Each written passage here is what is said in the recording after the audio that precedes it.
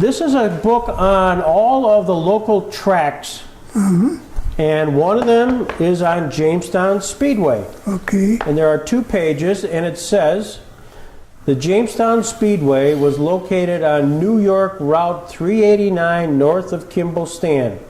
The track opened in 1949, actually reopened as it was built in 1935, and closed in 1957. It was a half-mile flat track and very fast from all accounts. Many of the drivers from greater Jamestown area and the northwest Pennsylvania raced here. And then they have a bunch of pictures of Jamestown Speedway. Now, you were involved in that. A lot of that is true and some of it is false. Okay.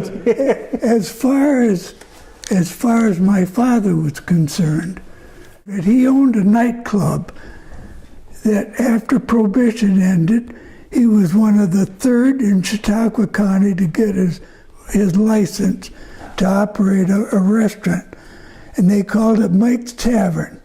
Okay? Now, in 1934 or 5, we had a bartender whose name was Dutch Neubauer.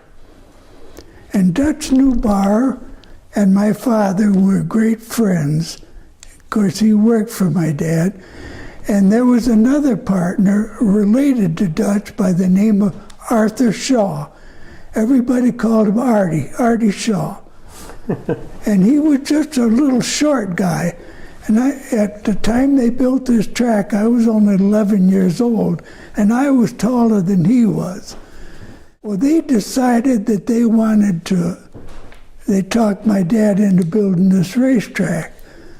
So they started with a 1929 McCormick Deering 1020 tractor and a slip scraper. And that's how they built the track. We also had a 1-ton Model T Ford truck that we carried clay to put on this track. And that's how the track began. Well, when it was just about completed, they didn't know what they were going to do, and I went with them. Dutch and Artie and my dad and I went to Caledonia, just this side of Rochester. In fact, that's where Tony Stewart killed that driver at Caledonia. And I guess Artie Shaw was good friends with the owner, so they showed us what to do, how to bank the tracks for these cars. And that's how it got started. The false part of that is my father never had jalopies. Okay. Never. He had Indy cars, and I have pictures of him here. No kidding, wow. And he didn't believe in jalopies. They started with the owner from Caledonia, got to be pretty good friends, and they told my dad and Artie and Dutch how to contact these drivers. And the most of them were from Eden and around that area. A few of them from Ohio, and a couple from Pennsylvania. And that's how they got started. This would have been 1935? 1936. 36? I have the pictures here of the kind of cars that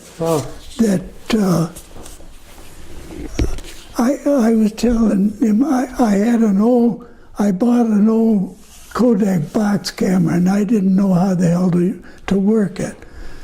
Look at this, you've dated them and everything. This is great. You know? And those are the kind of cars he had. They were not jalopies, they were Indy cars. Now, the one race they had, a fellow by the name of Buzz Mendenhall. He drove bigger cars in Indianapolis. But he come with his car, and it was a red Chevrolet and powered car, and the number was 6 7/8. I'll never forget that. And course, he won. I think he lapped the field 4 times in 50 laps. But anyway, I understand that he got killed at Indianapolis about 4 years later. What was a normal race car? Did you race on Sundays? Was that every other Sunday during the summer? Okay. It took them a week to get all these cars organized and that. So it was every other Sunday when they raced. And the admission was 25 cents. Free parking. Was there a grandstand? Oh, yes. Yeah. Yes, there was a grandstand, a pit area, which at that time was on the infield. And I showed them that's where the pits were in there. And after all the race cars were in there, Dad didn't want other cars like, newspapermen and stuff like that. So he put that old tire there so they couldn't get in. After a curve in Route 380, and right at that curve, it was banked just high enough where all kinds of people and their cars used to stand there. They could see the track with binoculars and that. So the state police come up to my father and they said, "You got to do something about that traffic. We're very short-handed in the state police department." He says, "If you don't do something, we're going to have to close you." So Dad went out and bought a lot of old billboards that you see on the side of the road, and he put up big poles, and he put three billboards high, and that shut off the vision to the track. The non-paying spectators. Right.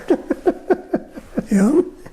Oh, my dad was pretty clever and only going to the 3rd grade. Wow. Yeah. Did he make any money on the track? Did he think that was? No.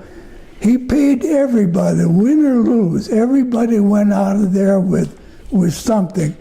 And the cars that never won a thing, he'd give them $15 just to appear. And $15.36 was like $150 today. Yeah. And they were thrilled to death. At least they could get back to Eden or wherever they were from.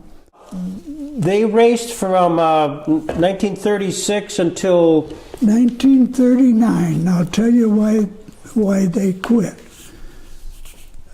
One Sunday, fella, it was his 21st birthday. His name was George Grunenwald from Buffalo, and he got killed there. Well, coming out of number 4 turn down the main straightaway, he went off a little bit too far to the right, and he got into some loose stuff. And Dad told me, of course, I was there because I used to work there. Mm-hmm. I used to sell pop and hot dogs and stuff. And, excuse me. But anyway, just before that race, Dad, I don't know whether he had an inkling or what, but he put these big posts in the ground and put a steel cable drilled through there. And if he hadn't have done that, he would have killed all the spectators, this car. Right. But anyway, the way Dad explained it, this car went off into the loose stuff, and he hit one of these posts, and it kept pulling everyone, and everyone that come up hit him in the head. Oh gosh. And killed him instantly. He was dead after the first, and it was a tragic thing, but something that happens in racing. And of course, Dad and Dutch and some other people, they went to the funeral in Buffalo, and Dad talked to his family, And when he come back, he says, "That's it, I'm done. I built this track for amusement, not for murder." And he quit. The track stayed empty until after the war.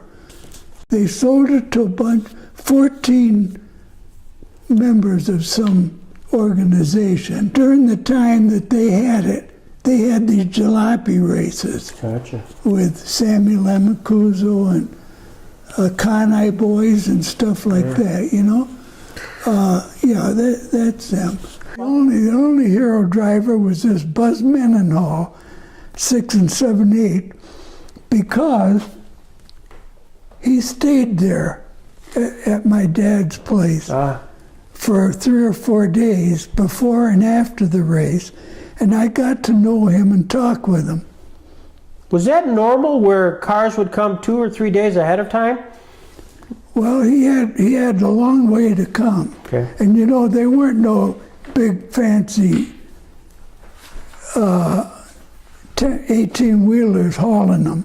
Yeah. He hauled them on the back of a flat rack Yeah. with an old car with a trailer hitch on it. Wow. So then the track ends in 1939. The war sort of breaks out. Yeah.